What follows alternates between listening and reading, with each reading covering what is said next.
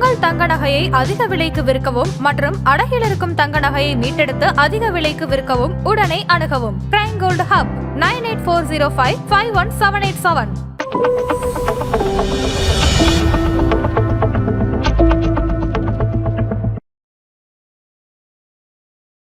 ஒருத்தர் ஒரு வருஷத்துல 183 நாளைக்கு மேல ஃபாரின்ல இருக்காரு அப்படின்னா அவர் என்ஆர்ஐஸ், நான் ரெசிடென்ட் இந்தியன், அந்த கேட்டகரியில வந்துடுறாரு. எந்த கரன்சி வேணாலும் இந்த என்ஆர்இ அக்கௌண்ட்டை அக்செப்ட் பண்ணிக்கும். நாளைக்கே அவர் சிங்கப்பூரில் இருக்கிறதுக்கு பதிலாக அமெரிக்காவில் போய் இருக்காரு அப்படின்னா இதே என்ஆர்இ அக்கௌண்ட்டுக்குள்ள அவர் அமெரிக்கன் டாலரை கன்வெர்ட் பண்ணி அனுப்பலாம். ஸோ இது என்ஆர்இ அக்கௌண்ட். இந்த என்ஆர்இ அக்கௌண்ட் மூலமாகவும் மியூச்சுவல் ஃபண்ட்ஸில் இன்வெஸ்ட் பண்ணலாம், என்ஆர்ஓ அக்கௌண்ட் மூலமாகவும் மியூச்சுவல் ஃபண்ட்ஸில் இன்வெஸ்ட் பண்ணலாம்.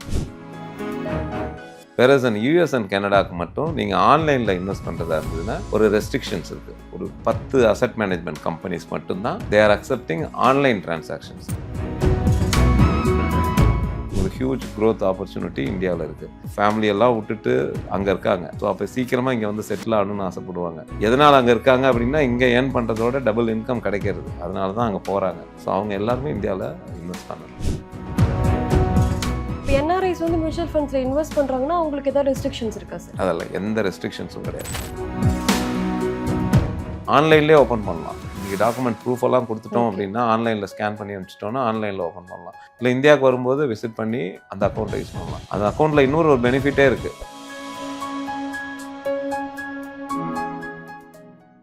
ஆதன் பிஸ்னஸ் நேயர்களுக்கு வணக்கம். இன்னைக்கு நம்ம கூட ஃபினான்ஷியல் எக்ஸ்பர்ட் ராம்குமார் அவர்கள் தான் ஜாயின் பண்ணியிருக்காங்க. வாங்க பேசலாம்.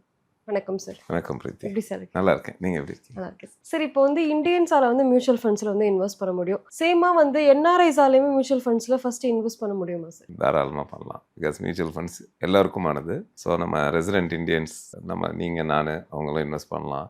இந்தியாவில் இருக்கிற கம்பெனிஸ்லாம் மியூச்சுவல் ஃபண்ட்ஸில் இன்வெஸ்ட் பண்ணிகிட்டு இருக்காங்க.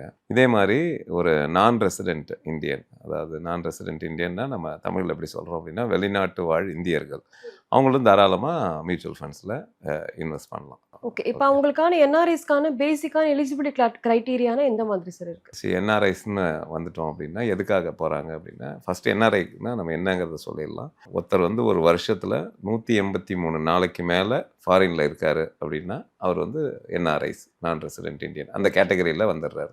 ஐடி ரிட்டர்ன்ஸ்லாம் ஃபைல் பண்ணுறது அந்த கேட்டகரைசேஷன் பிரகாரம் தான். அவர் அங்கே 3 பர்பஸ்க்கு போகலாம். ஒன்று படிக்கிறதுக்காக போயிருக்கலாம், இல்லை வேலை பார்க்கறதுக்காக போயிருக்கலாம், இல்லை அங்கே ஒரு பிஸ்னஸ் பண்ணுறதுக்காக போயிருக்கலாம். ஸோ முதல் சினாரியோவில் அவருக்கு இன்கம் எதுவும் வரப்போகிறதில்ல, ஏன்னா அவர் ஸ்பெண்ட் பண்ணி படிக்க போகிறாங்க. ஸோ வேறஸ் வேலை பார்க்கும்போதோ பிஸ்னஸ் பண்ணும்போதோ அங்கே ஒருத்தர் ஏர்ன் பண்ணுறாரு அப்படின்னா அங்கே ஏர்ன் பண்ணுற பணத்தை இந்தியாவுக்கு ட்ரான்ஸ்ஃபர் பண்ணி அது மூலமாக இந்தியனில் இருக்கிற என்ஆர்ஐ அக்கௌண்ட், அவங்களுக்குன்னு ஒரு அக்கௌண்ட் இருக்குது. ஸோ அது மூலமாக அவங்க மியூச்சுவல் ஃபண்ட்ஸில் இன்வெஸ்ட் பண்ணலாம். சேம் ப்ராசஸ் தானே சார்? இப்போ எப்படி மியூச்சுவல் ஃபண்ட்ஸில் இன்வெஸ்ட் பண்ணும்போது டிமேட் அக்கௌண்ட் இது எல்லாமே இருக்குது, சேம் என்ஆர்ஐஸ்க்கும் அதே மாதிரி தான். என்ஆர்ஐக்கு நீங்கள் நானும் ஓப்பன் பண்ணியிருக்க மாதிரி ஒரு ரெசிடென்ட் இந்தியன் அக்கௌண்ட் கிடையாது. அவங்களுக்குன்னு ஒரு கேட்டகரிஸ் அசோசியேஷன் ஆஃப் அக்கௌண்ட் இருக்குது. என்ஆர்ஐ ஸ்டேட்டஸில் 2 அக்கௌண்ட் ஓப்பன் பண்ணுவாங்க. நான் ரெசிடென்ட் எக்ஸ்டர்னல் என்ஆர்இ அக்கௌண்ட் அப்படின்னு சொல்லுவாங்க. இந்த அக்கௌண்ட் என்ன பர்பஸ்க்கு அப்படின்னா அவங்க அங்கே ஏர்ன் பண்ணுற பணத்தை அங்கே இருக்கிற பேங்க் மூலமாகவோ இல்லை ஒரு மணி எக்ஸ்சேஞ்சர்ஸ் மூலமாகவோ அந்த ஊர் கரன்சிலேருந்து இங்கே ட்ரான்ஸ்ஃபர் பண்ணுவாங்க. ஸோ அங்கே இந்தியாவில் அன்றைக்கி டேட்டில் என்ன ரேட்டில் கன்வர்ஷன் ஆகி அந்த என்ஆர்இ அக்கௌண்ட்டில் உட்காரும், நான் ரெசிடென்ட் எக்ஸ்டர்னல் அக்கௌண்ட்டில். பட் உட்காரும்போது அது ஐஎன்ஆராக தான் இருக்கும், இந்தியன் ருப்பியாக இருக்கும். பட் எந்த கரன்சி வேணாலும் இந்த என்ஆர்இ அக்கௌண்ட்டை அக்செப்ட் பண்ணிக்கும். நாளைக்கே அவர் சிங்கப்பூரில் இருக்கிறதுக்கு பதிலாக அமெரிக்காவில் போய் இருக்காரு அப்படின்னா இதே என்ஆர்இ அக்கௌண்ட்டுக்குள்ளே அவர் அமெரிக்கன் டாலரை கன்வெர்ட் பண்ணி அனுப்பலாம். ஸோ இது என்ஆர்இ அக்கௌண்ட்டு. அவங்களுக்கே இன்னொரு அக்கௌண்ட் அதே கஸ்டமர் ஐடியில் ஓப்பன் பண்ணிப்பாங்க, நான் ரெசிடென்ட் ஆர்டினரி என்ஆர்ஓ அக்கௌண்ட் அப்படின்னு சொல்லிட்டு. இது என்னென்னா உங்களுக்கும் எனக்கும் இருக்கிற மாதிரியான ஒரு சாதாரண சேவிங்ஸ் அக்கௌண்ட், எஸ்பி அக்கௌண்ட் மாதிரி அது. பட் என்ஆர்ஓ அக்கௌண்ட் அதோட பர்பஸ் என்ன அப்படின்னா இந்தியாவில் அவங்களுக்கு ஒரு இன்கம் வருது. ஃபார் எக்ஸாம்பிள் வீடு வச்சுருக்காரு, வாடகைக்கு விட்டுருக்காரு, அதுலேருந்து ரெண்ட் வருது, ஃப்ரெண்டுகிட்ட பணம் கொடுத்துருக்காரு, நாளைக்கு அந்த ஃப்ரெண்டு திருப்பி பணத்தை கொடுக்குறான். அது இல்லை இந்தியாவில் ஏற்கனவே ஒரு எல்ஐசி பாலிசி ஒன்று போட்டிருந்தாரு, அது மெச்சூரிட்டி அமௌண்ட் வருது. இல்லை நாளைக்கு அவங்க அப்பா அம்மா சொத்தை விற்கிறாங்க, இவரோட பங்கு தராங்க அப்படின்னா அந்த என்ஆர்ஓ அக்கௌண்ட்டில் தான் டெபாசிட் பண்ண முடியும், என்ஆர்இ அக்கௌண்ட்டில் பண்ண முடியாது. ஸோ இந்தியாவில் ஏர்ன் பண்ணுற இன்கம்காக இருக்கிற அக்கௌண்ட்டு என்ஆர்ஓ அக்கௌண்ட்டு. இந்த என்ஆர்இ அக்கௌண்ட் மூலமாகவும் மியூச்சுவல் ஃபண்ட்ஸில் இன்வெஸ்ட் பண்ணலாம், என்ஆர்ஓ அக்கௌண்ட் மூலமாகவும் மியூச்சுவல் ஃபண்ட்ஸில் இன்வெஸ்ட் பண்ணலாம். இன்னொன்று நீங்கள் கேட்ட கேள்வி என்ன அப்படின்னா டிமேட் அக்கௌண்ட் ஓப்பன் பண்ணணுமா அப்படின்னு. மியூச்சுவல் ஃபண்ட்ஸை பொறுத்த வரைக்கும் டிமேட் அக்கௌண்ட் வேணுங்கிற அவசியமே கிடையாது. இப்போ எங்களை மாதிரி ஒரு முதலீட்டாளர்களோட ஓப்பன் பண்ணும்போது நேஷனல் ஸ்டாக் எக்ஸ்சேஞ்சோ இல்லை பாம்பே ஸ்டாக் எக்ஸ்சேஞ்சிலையோ நாங்கள் எங்கள் கம்பெனியை ரெஜிஸ்டர் பண்ணியிருக்கோம். ஸோ அதில் இவருக்கு ஒரு ஐடி ஒன்று கிரியேட் பண்ணி என்ஆர்இ அக்கௌண்ட்டை ரெஜிஸ்டர் பண்ணி அது மூலமாக மியூச்சுவல் ஃபண்ட்ஸை வாங்கிக்கலாம். இல்லை அவருக்கு ஒரு பேங்க் இருக்குது அப்படின்னா அந்த பேங்க்கில் என்ஆர்ஓ அக்கௌண்ட் வச்சுருப்பாரு. அந்த பேங்க் வந்து மியூச்சுவல் ஃபண்ட்ஸ் ப்ரொமோட் பண்ணுவாங்க. அந்த பேங்க் மூலமாக வாங்கிக்கலாம். இல்லை நானே பண்ணணும், do it your self customer அப்படின்னா அந்த ரெஸ்பெக்டிவ் மியூச்சுவல் ஏஎம்சிக்குள்ள கம்பெனியோட வெப்சைட்டில் போய் ஓப்பன் பண்ணிக்கலாம். இல்லை நான் மியூச்சுவல் ஃபண்டும் பண்ண போகிறேன், ஸ்டாக்ஸும் பண்ண போகிறேன் அப்படின்னு அவர் ஆசைப்படுறாரு அப்படின்னா ஒரு என்ஆர்ஐ டிமேட் அக்கௌண்ட் என்ன நம்மலாம் ஓப்பன் பண்ணுற மாதிரியே செப்பரேட்டாக ஒரு கேட்டகரைசேஷன் என்ஆர்ஐ டிமேட் அக்கௌண்ட்டுன்னு இருக்குது. ஸோ அந்த டிமேட்டுக்கு அவர் கேவைசி எல்லாம் தரணும். என்னென்ன தரணும்னா பாஸ்போர்ட்டு, இதுதான் எல்லாத்துக்கும் அப்ளிகபிள். என்ஆர்ஐ கேவைசி பண்ணிவிட்டு தாராளமாக மியூச்சுவல் ஃபண்ட்ஸில் இன்வெஸ்ட் பண்ணலாம். நீங்கள் கேட்ட அந்த முதல் கொஸ்டினுக்கு சொல்கிறேன், எந்த ஃபண்ட்ஸ்லலாம் இன்வெஸ்ட் பண்ணலாம் அப்படின்னா யூஎஸ், கனடா இந்த 2 கண்ட்ரிக்கு மட்டும் ஒரு எக்ஸப்ஷன் கொடுத்துருக்காங்க. ஸோ இதை தனியாக வச்சுருங்க. இதை தவிர மீதி இருக்கிற எல்லா கண்ட்ரிஸ் எதுனா GCC, gulf countries, European countries, entire thing, வேறு ஆஸ்திரேலியா, நியூசிலாண்டு, ஸ்ரீலங்கா, இந்த பக்கம் எல்லாமே எக்ஸப்ட் யூஎஸ், கனடா எல்லா கம்பெனிஸ்லேயும் நீங்கள் ஆன்லைனில் இன்வெஸ்ட் பண்ணலாம் மியூச்சுவல் ஃபண்ட்ஸில். நான் சொல்கிறது இந்த 42 அசெட் மேனேஜ்மெண்ட் கம்பெனிஸில் இருக்கிற எந்த ஃபண்டு வேணாலும் இன்வெஸ்ட் பண்ணலாம். வேறஸ் அண்ட் யூஎஸ் அண்ட் கனடாவுக்கு மட்டும் நீங்கள் ஆன்லைனில் இன்வெஸ்ட் பண்ணுறதா இருந்ததுன்னா ஒரு ரெஸ்ட்ரிக்ஷன்ஸ் இருக்குது. ஒரு 10 அசெட் மேனேஜ்மெண்ட் கம்பெனிஸ் மட்டும்தான் தே are accepting online transactions. Online மூலமாக மியூச்சுவல் ஃபண்ட்ஸ் பர்ச்சேஸ் பண்ணுறது. ஏன்னா அவங்க இங்கே இந்தியாவுக்கு வர்றதே 2 வருஷத்துக்கு ஒரு தடவை 3 வருஷத்துக்கு ஒரு தடவை தான் வருவாங்க. அதனால் ஆன்லைனில் பண்ணுறதா இருந்தால் ஒரு 10 அசெட் மேனேஜ்மெண்ட் கம்பெனிஸ் இருக்குது. அது என்னென்னு சொல்லிடுறேன். குவாண்ட்னு ஒரு கம்பெனி இருக்குது, தென் நிப்பான் இந்தியா, சுந்தரம், சாம்கோ, யூடிஐ, இன்னும் ஒரு 3-4 கம்பெனிஸ் இருக்குது. ஒயிட் ஓக் கேபிட்டல் அப்படின்னு ஒரு கம்பெனி இருக்குது, ஐடிஐன்னு ஒரு மியூச்சுவல் ஃபண்ட்ஸ் கம்பெனி இருக்குது. இவங்கெல்லாம் ஆன்லைனில் பண்ணிக்கிறாங்க.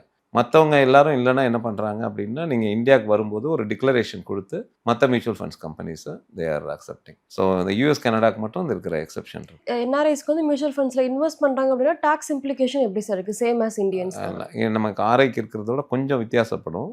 கேபிட்டல் கெயினை பொறுத்த வரைக்கும் லாங் டேர்ம் கேபிட்டல் கெயின் இவங்களுக்கும் அவங்களுக்கும் ஒன்று தான். 1 வருஷம் வரைக்கும் கிடையாது. 1 வருஷத்துக்கு அப்புறமா 1.25 lakhs வரைக்கும் எக்ஸம்ஷன் உண்டு. அதுக்கப்புறமா 12% டாக்ஸேஷன். இதே தான் அவங்களுக்கும் எல்டிசிஜியை பொறுத்த வரைக்கும். Short term capital gain tax வந்து நார்மலாக வந்து நமக்கெல்லாம் வந்து 10% இருக்குது. அவங்களுக்கு வந்து கிட்டத்தட்ட 15% வரும். என்ஆர்ஐஸ்க்கு 15, சம்டைம்ஸ் 20% வரும். ஸோ மோஸ்ட்லி அவங்க டெப்டில் இன்வெஸ்ட் பண்ண மாட்டாங்க, ரொம்ப ரேர். அவங்க இன்வெஸ்ட் பண்ணுறது அதனால லாங் டேர்மில் ஈக்விட்டியில் தான் இன்வெஸ்ட் பண்ணுவாங்க.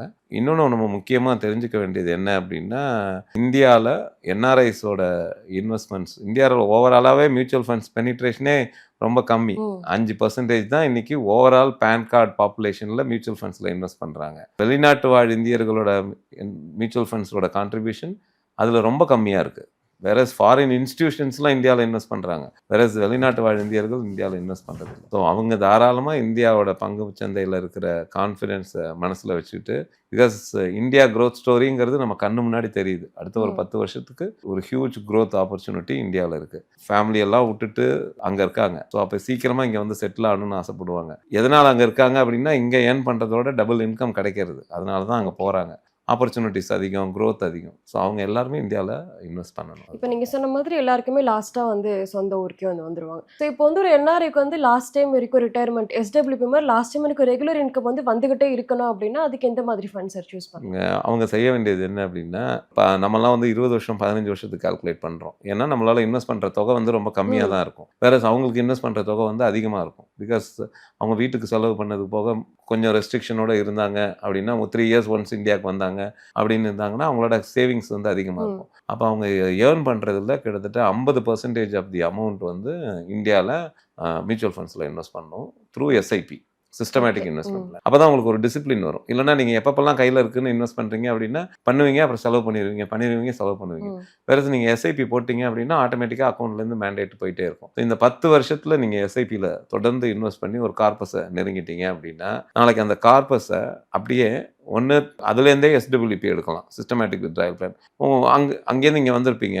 மோஸ்ட்லி என்ஆர்ஐஸ் என்ன பண்ணுறாங்க, அங்கே போனதுக்கப்புறமா இந்தியாவில் ஒரு வீடு ஒன்று வாங்குறாங்க. 100% அவங்க சொந்த ஊரில் வாங்குவாங்க, எங்கே இருக்க போகிறாங்களோ அந்த ஊரில். ஸோ அந்த வீட்டில் வந்து இருந்துட்டிங்கன்னா உங்களுக்கு வாடகையும் கிடையாது, ஒன்லி ஹோம் எக்ஸ்பென்சஸ், உங்கள் பசங்களோட எஜுகேஷன் எக்ஸ்பென்சஸ். அதுக்கு நீங்கள் சேர்த்து வச்ச கார்பஸ் நீங்கள் சிஸ்டமேட்டிக் வித்ட்ராயல் பிளான் மூலமாக உங்களுக்கு ஹெல்ப் பண்ணும். நிறைய என்ஆர்ஐஸ் அப்போல்லாம் இப்போ கொஞ்சம் அவேர்னஸ் அதிகமாகிட்டு இருக்கு. நான் சொல்கிறது ஒரு 10 வருஷத்துக்கு முன்னாடிலாம் என்ன பண்ணுவாங்கன்னா, அங்கங்கே இடத்த வாங்கி போடுவாங்க. இல்லை ஒரு மல்டிபிள் காம்ப்ளெக்ஸ் கட்டுவாங்க. 5-6 வீடு ஒரு பெரிய இது மாதிரி கட்டி வாடகை ரெகுலர் இன்கம் வரணும் அப்படிங்கிறதுக்காக. அதெல்லாம் உங்களால் மேனேஜ் பண்ண முடிஞ்சதுன்னா தாராளமாக பண்ணலாம். பட் என்னை பொறுத்த வரைக்கும் அதெல்லாம் ரொம்ப கஷ்டமான டாஸ்க். அதுக்கு பதிலாக நீங்கள் ஒரு 10 வருஷம் அக்ரெசிவாக மியூச்சுவல் ஃபண்ட்ஸில் 10 வருஷமோ 15 வருஷமோ உங்களோட 50% ஆஃப் த சேலரியை நீங்கள் இன்வெஸ்ட் பண்ணுறீங்க. அதுக்கப்புறமா இந்தியாவுக்கு ஒரு 45 வயசில் இந்தியாவுக்கு வந்துடுறீங்க. வந்துட்டு அடுத்த ஒரு 25 வருஷம் 30 வருஷத்தை நீங்கள் உங்களோட எஸ்டபிள்யூபி மூலமாக எடுத்து உங்கள் லைஃப் ஸ்டைலில் நீங்கள் அதே குவாலிட்டி ஆஃப் லைஃப்பை நீங்கள் இங்கே லீட் பண்ணிடலாம்.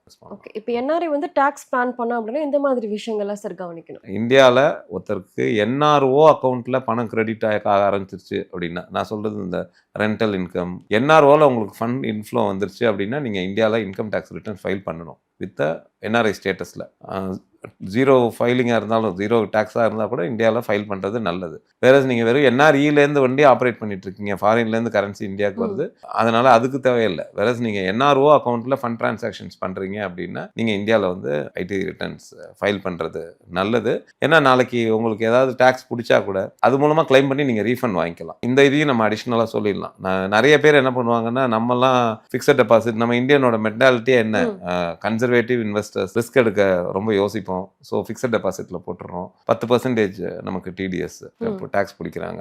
இதுவே என்ஆர்ஐ என்ன பண்ணுவாங்கன்னா, என்ஆர்இ ஃபிக்ஸட் டெபாசிட்னு ஒன்று இருக்குது, நான் ரெசிடென்ட் எக்ஸ்டர்னல். நான் சொன்னேன் அந்த ஃபாரின்லேருந்து வர, அதுலேருந்து நீங்கள் ஃபிக்ஸட் டெபாசிட் போடலாம்.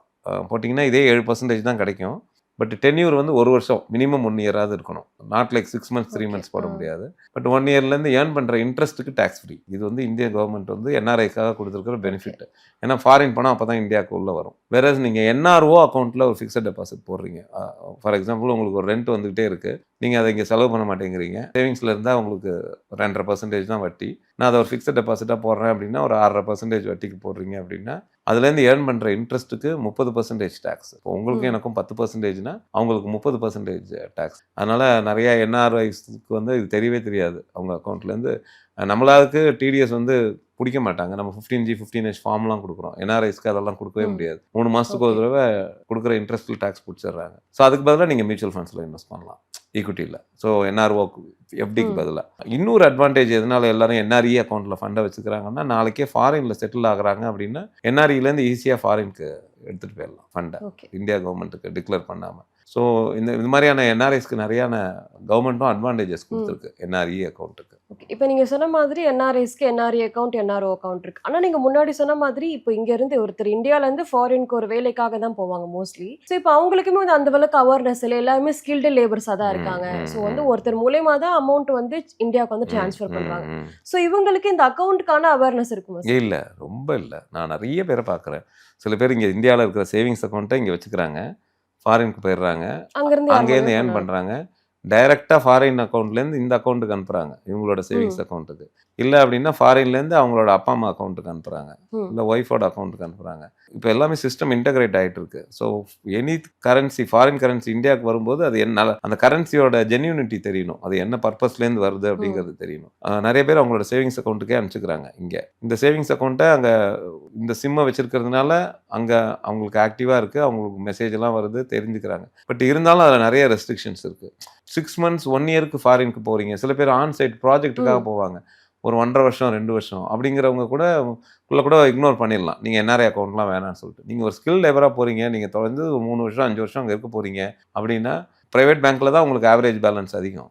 வேறஸ் நீங்கள் நேஷனலைஸ் பேங்க்லலாம் போனீங்க, ஸ்டேட் பேங்க் ஆஃப் இந்தியாலாம் போனீங்கன்னா இன்றைக்கி ஆவரேஜாக 10,000 ரூபாய்க்கு ஒரு என்ஆர்ஐ காம்போ அக்கௌண்ட் ஓப்பன் பண்ணி கொடுத்துட்றாங்க. என்ஆர்இ என்ஆர்ஓ அக்கௌண்ட் ஆன்லைன்லேயே ஓப்பன் பண்ணலாம். இன்றைக்கி டாக்குமெண்ட் ப்ரூஃப் எல்லாம் கொடுத்துட்டோம் அப்படின்னா ஆன்லைனில் ஸ்கேன் பண்ணி அனுப்பிச்சிட்டோன்னா ஆன்லைனில் ஓப்பன் பண்ணலாம். இல்லை இந்தியாவுக்கு வரும்போது விசிட் பண்ணி அந்த அக்கௌண்ட்டை யூஸ் பண்ணலாம். அந்த அக்கௌண்ட்டில் இன்னொரு பெனிஃபிட்டே இருக்குது. நம்ம என்ஆர்ஐ அக்கௌண்ட்டை பற்றியே தனியாக ஒரு டாப்பிக்கே பேசலாம். மேண்டேட் ஹோல்டர் அப்படின்னு ஒரு ஆப்ஷன் ஒன்று கொடுத்துருக்கு, உங்களுக்கும் எனக்கும் கிடையாது. அந்த ரெஸ்பெக்டிவ் என்ஆர்ஐக்கு அவங்க சார்பாக இந்தியாவில் அந்த அக்கௌண்ட்டில் ஒருத்தர் ஆப்ரேட் பண்ணலாம், கையெழுத்து போடலாம், அவங்களுக்கு தனியாக டெபிட் கார்டு வந்துடும். பட் அந்த அக்கௌண்ட்டில் அவங்க க்ளோஸ் பண்ண முடியாது, அதெல்லாம் பண்ண முடியாது. பட் டிரான்சாக்ஷன் பண்ணலாம், பணத்தை எடுக்கலாம், எப்படி போடலாம், இதெல்லாம் பண்ணலாம். பட் மாடிஃபிகேஷன் எதுவும் பண்ண முடியாது, க்ளோஸ் பண்ண முடியாது.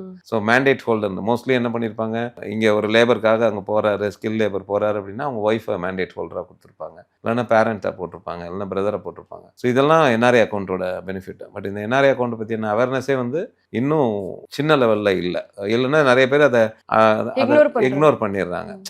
இதுவும் அதுவும் ஒன்று தானே அப்படின்னு. பட் என்னைக்கா ஒரு நாள் ஐடி டிபார்ட்மெண்ட்லேருந்து நோட்டீஸ் அனுப்புவான்.